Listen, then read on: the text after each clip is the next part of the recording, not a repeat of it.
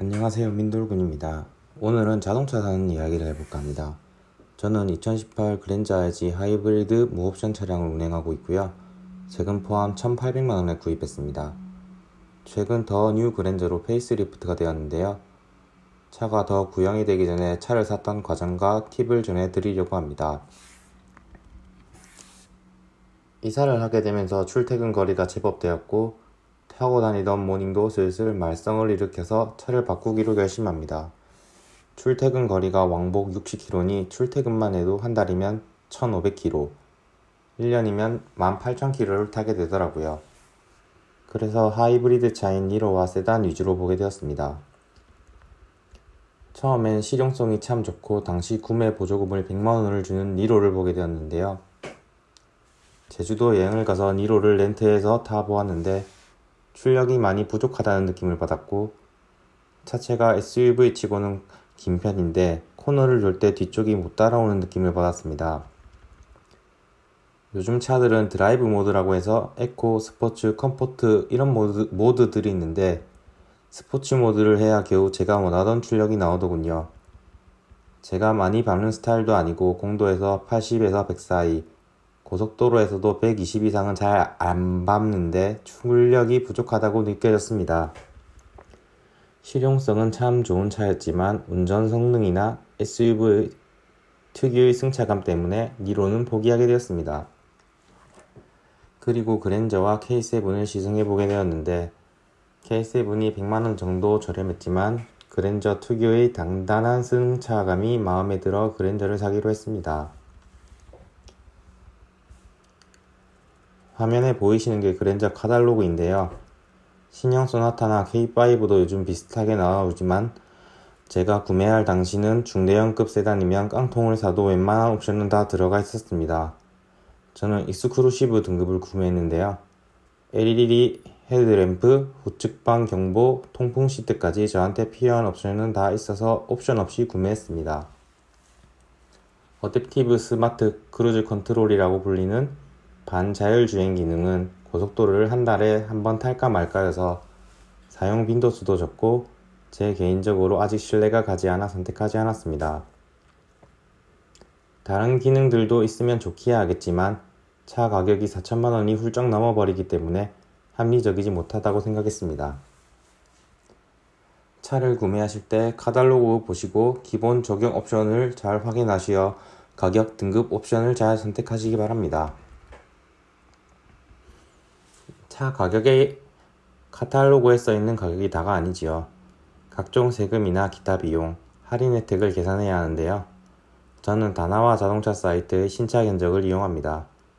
지역별로 공채 비용 등이 다를 수 있는데 여기서 옵션이나 지역, 판매 조건 할인 등을 입력하시면 나중에 영업점에 나온 견적서랑 거의 동일한 가격을 계산할 수 있습니다. 물론 자동차를 운행하려면 보험이 있어야 하니 보험료까지 생각해서 자금을 생각하는 것이 좋겠습니다. 국산차 기준 차량을 구매할 때 두 가지 캐시백이 있는데요. 딜러 서비스와 카드 캐시백이 있습니다. 우선 딜러 서비스는 어떻게 나오는 것인가 하면 업계 관계자는 아니라서 정확하지는 않지만 통상 차량을 판매하면 판매가의 5% 정도가 딜러의 수당입니다. 딜러는 차를 많이 팔아야 실적이 오르므로 수당에서 자신의 수당을 일부 포기하면서라도 구매자에게 주면서 자신에게 차를 사도록 유도하는 것이죠. 최대치로 받을 수 있는 캐시백이 통상 차량가의 3% 정도인데요. 3천만원 이상의 차를 사면 100만원 정도의 돈이니 결코 작은 돈은 아니네요. 물론 이러한 간행은 적법하지 않기 때문에 적발되면 딜러는 영업정지를 받기 때문에 대놓고 요구하시면 안됩니다. 차를 구매하는 전시장은 통상 직영점과 대리점이 있는데 직영점은 본사에서 월급을 받기 때문에 아무래도 일처리의 신뢰도는 높겠지만 수당이 없어 페이백은 없습니다. 페이백을 받고 싶다면 대리점의 딜러를 알아봐야 하는데 보통 다나와 자동차의 견적 요청란이라든지 사려는 해당 차종의 카페에 딜러 추천이나 견적 요청을 하는 식으로 딜러를 알아봅니다.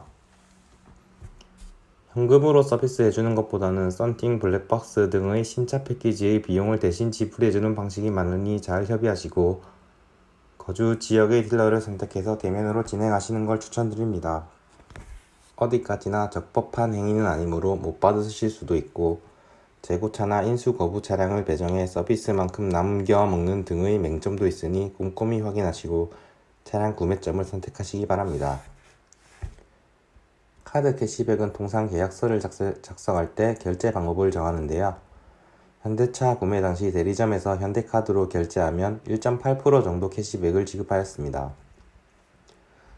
저는 미리 인터넷에서 제가 이용하는 금융사의 카드 캐시백을 알아보고 갔기 때문에 그곳의 카드로 결제를 진행하였고요.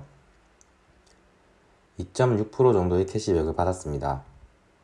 단점이라고 한다면 원하지 않는 카드로 신규 발급해야 하고 월 30만원 및 자동이체 한 건 4개월 유지라는 점이 있는데 카드 종류를 선택하지 못하는 것 말고는 괜찮은 조건이었다고 생각합니다.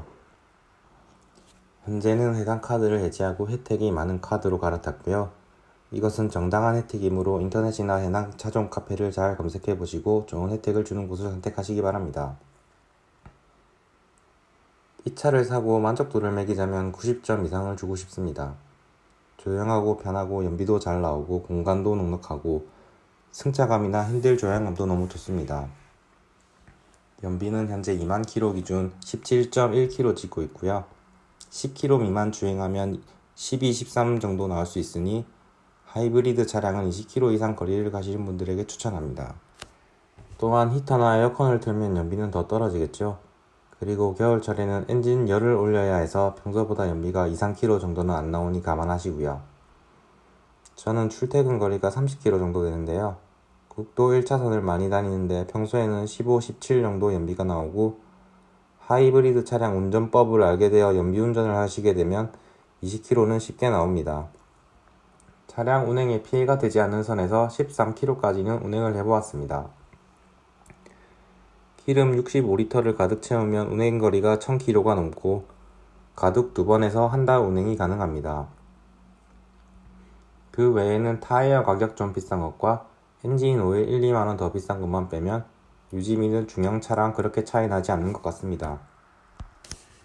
주행 능력은 제가 고배기 차량을 몰아보지는 않았지만 충분한 수준입니다. 실제로 리뷰 업체에서 3000cc 차량과 비교해서 출력 및 토크 테스트를 진행하였는데 동등한 수준의 출력 및 토크를 보여주었고요. 2400cc 차량이 가속할 때 쥐어짜는 것 같아서 마음이 불편하시다면 쿨하게 고배기 차량으로 가는 것을 권장드립니다. 꼭 그랜저가 아니더라도 하이브리드 차량은 적극 권장드립니다. 예전에는 일반 가솔린 모델이랑 300만원 정도 가격 차이가 나서 부담이 컸었는데요. 이번 신형 K5를 보니 가솔린과 하이브리드가 100만원 정도밖에 차이 나지 않는 걸 봐선 확실히 메리트가 있는 듯 합니다. 저보다 선배들이 전기 배터리를 수리하는데 몇백만원이 든다는 낭설을 듣고 하이브리드를 구매하지 않으시는 분들도 계신데요. 그랜저 IG 하이브리드 고전압 배터리 어셈블리가 180만원 선이어서 설사 만약에 통으로 고장난다 하더라도 저 가격입니다. 이미 공도에는 아반떼, 소나타, 아이오닉 등 많은 초기 하부 차량들이 많이 달리고 있는 걸 보면 충분히 검증되었다고 봅니다. 하이브리드 시스템 경고 등으로 차가 서버리는 경우도 있다고 하는데 현대차 세타2 엔진도 타시는 분들이 그렇게까지 걱정하면 참 못탔듯 싶습니다. 추가로 트렁크가 일반 모델에 비해 100리터 정도 작으니 짐을 많이 실으실 분들은 참고하시어 구매하시기 바랍니다. 신입사원 시절 2교대 근무를 끝내고 밤 10시에 처음 본 그랜저의 뒷모습이 너무 예뻐서 나는 언제쯤 저런 차 타보나 했습니다. 힘들게 일하면서 열심히 절약하고 저축하는 것에 크게 불만은 없었지만 지금도 현재도 조금 행복하고 싶었습니다. 그래서 과감히 차량 구매를 결정했고 후회도 조금 남습니다. 4천만원이면 집을 좀 더 넓은 데로 갈 수도 있었을 것이고 투자를 위한 시드머니로서 역할을 했으면 더 빨리 부자가 될 수도 있었겠지요. 하지만 남자로서 새 차를 사니 조금은 행복합니다. 출퇴근 거리가 30분, 일주일 내내 출퇴근할 때 모닝 승차감은 피로도가 너무 컸었습니다. 지금은 차를 타면 정말 편하고 좋고 그렇습니다. 내 하루 24시간 중 1시간이 행복해졌습니다. 돈을 열심히 모아서 뭔가 잃었다는 성취감도 있고요. 좋은 차들 많지만 무슨 차 살걸 이런 생각은 전혀 안 듭니다. 제가 살 수 있는 차 중에 제일 좋은 차고 멋진 차니까요. 돈을 모으는 것도 좋지만 여러분도 지금 현재의 행복을 잃지 않으셨으면 좋겠습니다. 오늘 영상은 여기까지고요. 제가 사고 싶은 차 띄워드리면서 마무리하겠습니다. 도움이 되셨다면 좋아요와 구독 부탁드립니다. 감사합니다.